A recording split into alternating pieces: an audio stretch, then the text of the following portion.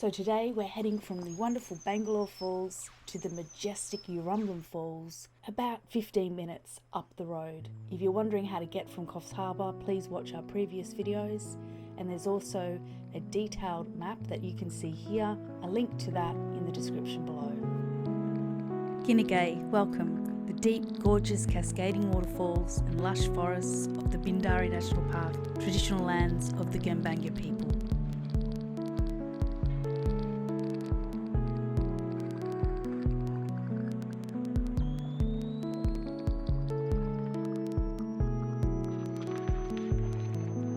Look up in the trees for glossy black cockatoos, who are one of the most threatened species of the cockatoo in New South Wales.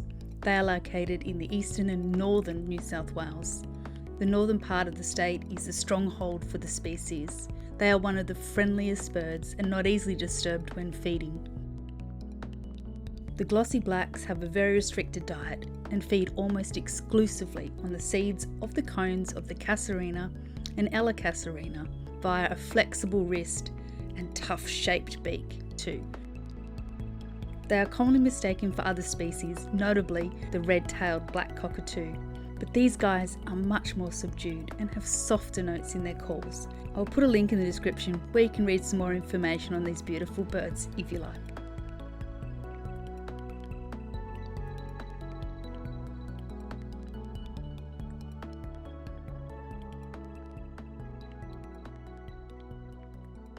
When you arrive, you notice a small sign at the picnic area, and it shows you a detailed map of where we just came from Bangalore Falls, Tree Range Road to Urumbilum Creek Road, and finally to Urumbilum Creek picnic area.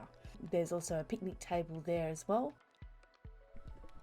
The waterfalls are approximately 80 metres downstream if you follow the correct path.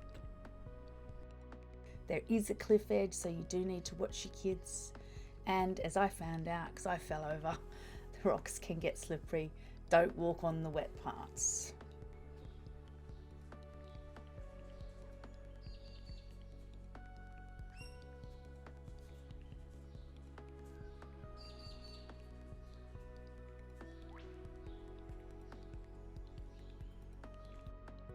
Like all New South Wales national parks, no dogs are allowed or droning without permission. You also need a current New South Wales fishing recreational licence if you'd like to do a spot of fishing. Also make sure there is not a total fire ban. I'll put some information down in the description on links to that, and check fire and flood information, especially in summer.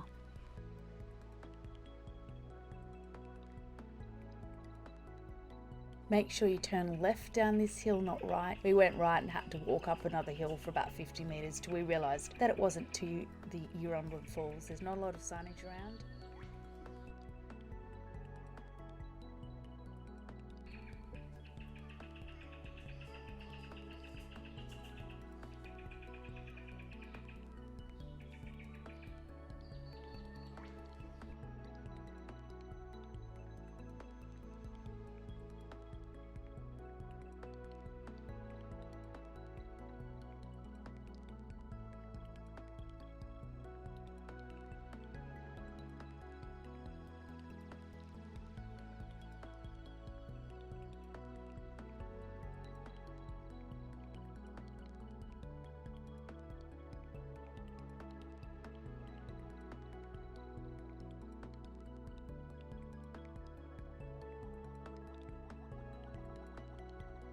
The path itself is a little unmaintained and not as widely used as the other falls, so just make sure you bring good hiking boots.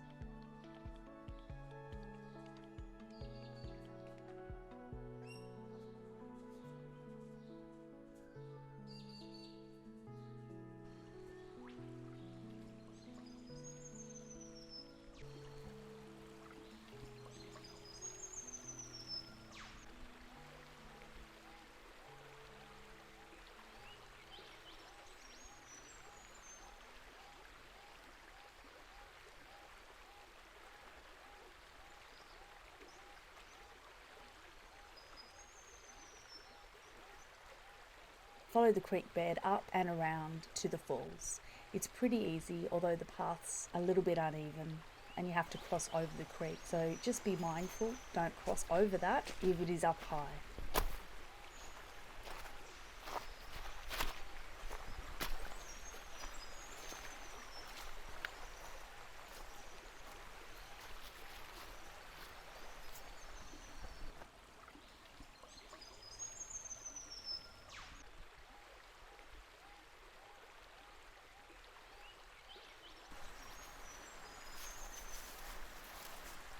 The falls are beautiful and quite special in terms of their remoteness, and there's a lovely turquoise swimming hole down the bottom which is perfect for summer dips.